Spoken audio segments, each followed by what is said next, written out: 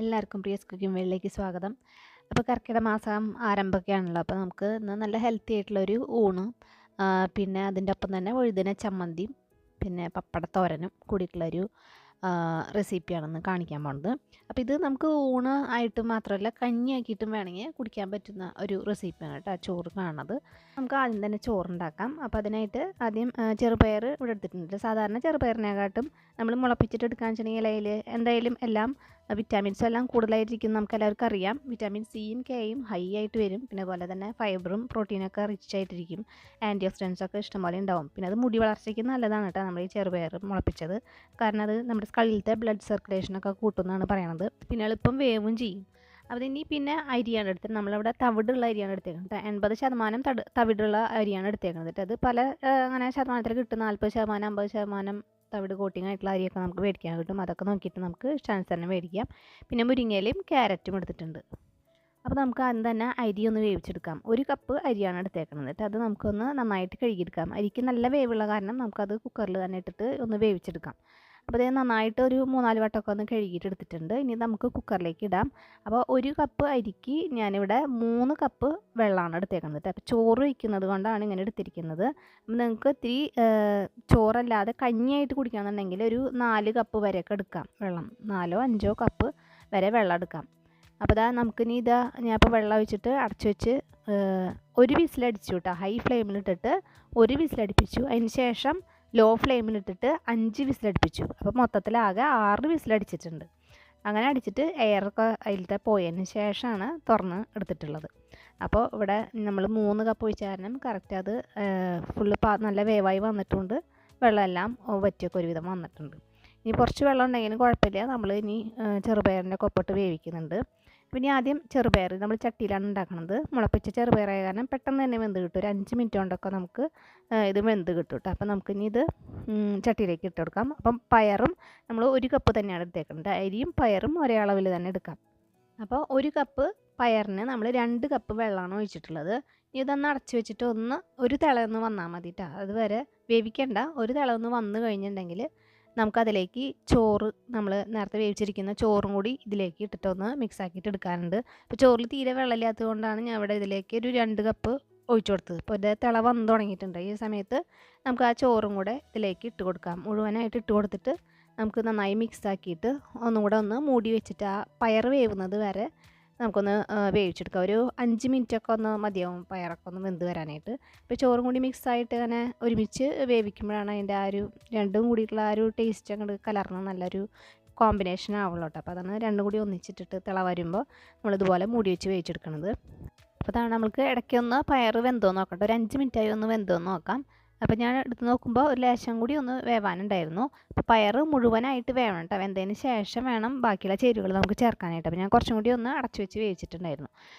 അപ്പോൾ പയറെല്ലാം നന്നായി വെന്ത് വന്നിട്ടുണ്ട്. ഈ സമയത്ത് ഇതിലേക്ക് 1/2 കപ്പ് ക്യാരറ്റ് ഗ്രേറ്റ് ചെയ്തിട്ട് കൊടുക്കാം. അതൊന്ന് ഇളക്കി യോജിപ്പിക്കുക കേട്ടോ. എല്ലായിടത്തും ഇളക്കി യോജിപ്പിച്ചതിന് ശേഷം അതിൻ്റെ ഒപ്പം തന്നെ നമുക്ക് ആ ഇല ഇട്ട് കൊടുക്കട്ടെ. ഏത് ഇല വേണേൽ എടുക്കാം. ചീരയിലയോ ഉലുവയിലയോ ഏതായാലും ഇഷ്ടം വെച്ചിട്ടുണ്ടെങ്കിൽ ഉലുവയില ഉണ്ടെങ്കിൽ നല്ലൊരു ഫ്ലേവർ ആയിരിക്കും. അപ്പോൾ അതൊന്നും കിട്ടില്ല. അപ്പോൾ ഞാൻ അവിടെ മുരിങ്ങയിലയാണ് എടുത്തേക്കുന്നത് കേട്ടോ. നന്നായി കഴുകി വൃത്തിയാക്കിയതിന് ശേഷം 1 കപ്പ് നിറച്ച് ഇട്ട് കൊടുത്തിട്ടുണ്ട് മുരിങ്ങയില.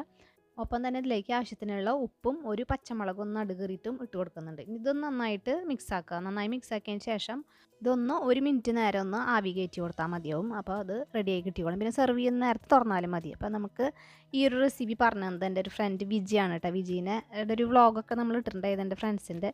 അതിൽ കണ്ടിട്ടുണ്ടാവും എല്ലാവരും. അപ്പോൾ അതേ നമ്മുടെ റൈസ് റെഡി ആയി വന്നിട്ട് ഇത് കഞ്ഞിയായിട്ട് കുടിക്കാനും നല്ല ടേസ്റ്റാണ് കേട്ടോ. അപ്പോൾ ഞാൻ പറഞ്ഞ പോലെ ഇത്തിരി വെള്ളം കൂട്ടിയൊന്ന് ഒഴിച്ച് കൊടുത്തു കഴിഞ്ഞിട്ടുണ്ടെങ്കിൽ നമുക്ക് കഞ്ഞിയാക്കിയിട്ടും ഉപയോഗിക്കാം. പിന്നെ നമുക്ക് വഴുതിന ചമ്മന്തി ഉണ്ടാക്കാം കേട്ടോ. അപ്പോൾ ഇത് ഒരു ബീഹാറി റെസിപ്പിയാണ് കേട്ടോ. ശരിക്കും ഇത് അവരെന്താ ചെയ്യാന്ന് വെച്ചിട്ടുണ്ടെങ്കിൽ ഇതുപോലെ ഒരു ഗ്രില്ലൊക്കെ ഇട്ടിട്ട് ചുട്ടിട്ടാണ് എടുക്കുക. പക്ഷെ നമ്മളിന്ന് അങ്ങനെയല്ല ചെയ്യണത് കേട്ടോ. ഇപ്പോൾ എല്ലാവർക്കും ഇങ്ങനത്തെ ഒരു ഗ്രില്ലോ അല്ലെങ്കിൽ ഇതുപോലത്തെ വല്ല സ്റ്റീലിൻ്റെ നെറ്റോ അല്ലെങ്കിൽ വല്ല പഴയ അരിപ്പൊക്കെ ഉണ്ടെങ്കിൽ അങ്ങനെ ചെയ്യാം കേട്ടോ. ചുട്ടെടുക്കേണ്ടവർക്ക് അങ്ങനെ ചെയ്യാം. അപ്പോൾ അത് എല്ലാവർക്കും ഉണ്ടായിക്കൊള്ളണം എന്നില്ല വീട്ടിൽ. അപ്പോൾ നമുക്ക് അതിലും എളുപ്പത്തിൽ അതേ ടേസ്റ്റിൽ വരുന്ന ഒരു റെസിപ്പിയാണ് നമ്മളിന്ന് കാണിക്കുന്നത്. അപ്പോൾ നമ്മളിവിടെ ഒരു വലിയ സൈസ് വഴുതന കേട്ടോ. നല്ല വലിപ്പമുള്ള വലിയ വഴുതനയാണ് എടുത്തേക്കുന്നത്. ഇതുപോലെ കട്ട് ചെയ്യണം. 4ആക്കി കട്ട് ചെയ്തിട്ട് ഇതുപോലെ വരഞ്ഞു കൊടുക്കണം. അപ്പോഴേ കേടുണ്ടെങ്കിൽ അറിയുള്ളൂ. അപ്പോൾ അതിൽ കേടുണ്ട്, ഞാൻ കാണിച്ചു തരാം. അപ്പോൾ ഇങ്ങനെ വരഞ്ഞ കാരണം ആ ഒരു കേട് നമുക്ക് മനസ്സിലായി. അപ്പോൾ ആ ഭാഗം ഞാൻ എടുത്ത് മാറ്റിയിട്ടുണ്ട്. ബാക്കി ഒന്നിലും കേടില്ല. കണ്ട് അതുപോലെ നല്ലതായിട്ട് തുറന്ന് നോക്കാൻ വേണം കേട്ടോ. അപ്പോൾ കേടുണ്ടെങ്കിൽ അറിയാൻ പറ്റും. ഇനി നമുക്കിത് മുഴുവനായിട്ട് ആ ഒരു കുക്കറിലേക്ക് ഇട്ട് കൊടുക്കാം. വെള്ളമൊന്നും ഒഴിക്കണ്ട കേട്ടോ, വെള്ളം ഒഴിക്കാതെയാണ് നമ്മളിതിൽ വേവിക്കാൻ പോണത്. പിന്നെ ഒരു തക്കാളി, ഒരു മീഡിയം സൈസ് തക്കാളി മുഴുവനോടെ തന്നെ നന്നായി കഴുകിയതിന് ശേഷം അതിലേക്ക് ഇട്ട് കൊടുക്കാം. പിന്നെ 5 അല്ലി വെളുത്തുള്ളി ഇട്ട് കൊടുക്കുന്നുണ്ട്. 2 നല്ല എരിവുള്ള പച്ചമുളക് വേണ്ട അതിൽ, അത് ഒന്ന് ശ്രദ്ധിച്ചോളൂ. നമ്മൾ വേറെ മസാലയൊന്നും ചേർക്കണില്ല, അപ്പോൾ എരിവുള്ള പച്ചമുളക് തന്നെ ചേർക്കണം. പിന്നെ ഒരു ടേബിൾ സ്പൂൺ കടുകെണ്ണയാണ് ഇതിൽ വേണ്ടത്. അപ്പോൾ കടുകെണ്ണയ്ക്ക് നല്ലൊരു ഫ്ലേവർ ഇതിന് കൊടുക്കാൻ പറ്റും. അപ്പോൾ കടുകെണ്ണ ഇല്ലെങ്കിൽ നിങ്ങൾ ഏത് കുക്കിംഗ് ഓയിൽ ഉപയോഗിക്കുകയെന്ന് വെച്ചിട്ടുണ്ടെങ്കിൽ അത് ഉപയോഗിക്കുക. എന്നിട്ട് ഇതുപോലെ മിക്സ് ആക്കിയതിന് ശേഷം ആ തൊലിയൊന്ന് അടിയിലേക്ക് വരുന്ന രീതിയിൽ വെച്ച് കൊടുക്കുക. എന്നിട്ട് ഒന്ന് മൂടി വെച്ചിട്ട് 1-2 വിസിലൊന്ന് അടുപ്പിച്ചെടുക്കാം. അപ്പോൾ കടുകെണ്ണ ഉണ്ട് വെച്ചിട്ടുണ്ടെങ്കിൽ അത് ട്രൈ ചെയ്തോട്ടുള്ളൂ ഒഴിക്കാനായിട്ട്. അപ്പോൾ നല്ലൊരു ഫ്ലേവർ ആയിരിക്കും ഇതിന്. അപ്പോൾ അതായത് 2 വിസിൽ അടുപ്പിച്ചിട്ടുണ്ട് ഞാൻ എൻ്റെ കുക്കറിൽ. നന്നായി വെന്ത് കിട്ടും 2 വിസിൽ. നിങ്ങൾക്ക് ഓരോ കുക്കറിനും ഓരോ വേവാണ്, അപ്പോൾ അതിനനുസരിച്ച് നിങ്ങൾ വിസിൽ അടുപ്പിച്ച് കൊടുക്കുക കരിയാണ്ട്.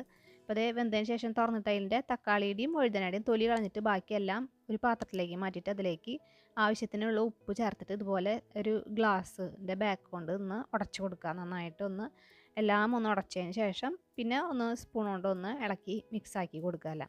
ഉപ്പൊക്കെ ഒന്ന് ടേസ്റ്റ് ചെയ്യുക. അത്രയേ ഉള്ളൂ. നല്ല ഒരു ടേസ്റ്റാണ് കേട്ടോ, നല്ല സ്പെഷ്യൽ ടേസ്റ്റാണ് ഈ ഒരു വഴുതന ചമ്മന്തിക്ക്. അപ്പോൾ നമ്മുടെ വഴുതന ചമ്മന്തി ഇവിടെ റെഡി ആയിട്ടുണ്ട്.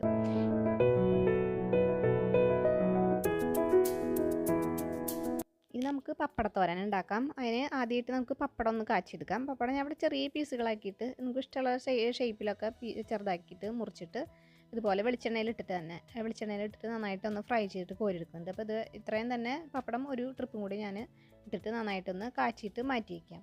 ഈ അതേ എണ്ണയിലേക്ക് തന്നെ നമുക്ക് കുറച്ച് ജീരകം ഒന്ന് ഇട്ട് കൊടുക്കാം. പിന്നെ 3 അല്ലി ചെറിയ ഉള്ളി തന്നെ എടുക്കണം കേട്ടോ. ചെറിയ ഉള്ളി ഒന്ന് വട്ടനരിഞ്ഞിട്ട് ഇട്ട് കൊടുക്കുക. ഇതൊന്ന് മൂപ്പിച്ചെടുക്കാം. ചെറിയ ഉള്ളി നന്നായിട്ടൊന്ന് മൂത്ത് വരണം. ഒരു ഗോൾഡൻ ബ്രൗൺ ഷെയ്ഡായി വരുമ്പോൾ നമുക്കതിലേക്ക് 1/2 ടീസ്പൂൺ കുത്തിപ്പൊടിച്ച മുളക് പൊടിയും പിന്നെ 1/2 ടീസ്പൂൺ കാശ്മീരി ചില്ലി പൗഡറും ഒരു നുള്ള് കൈ കൊണ്ട് ഒരു പിഞ്ച് തന്നെ മഞ്ഞൾപ്പൊടി ഇട്ട് കൊടുക്കാം. പിന്നെ ഇതിലേക്ക് 3 ടേബിൾ സ്പൂൺ നാളികേരം ഇട്ട് കൊടുക്കാം.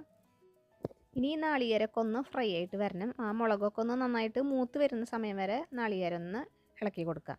അപ്പോൾ നാളികേരമൊക്കെ ഒന്ന് മുരിഞ്ഞ് വരുന്ന സമയത്ത് ലേശം ഉപ്പിട്ട കൈ കൊണ്ട് ഒരു പിഞ്ച് തന്നെ ഇട്ടാൽ മതി. കാരണം നമ്മളിൽ പപ്പടം ചേർക്കുന്നതുകൊണ്ട് പപ്പടം നല്ല ഉപ്പുള്ളതാണ്. അപ്പോൾ ഇതിലേക്ക് മാത്രം ഒരു ലേശം ഇട്ട് കൊടുക്കണ്ട, വല്ലാണ്ട് ഉപ്പ് അങ്ങനെ മുന്നിട്ട് നിൽക്കുകയൊന്നും ചെയ്യരുത്.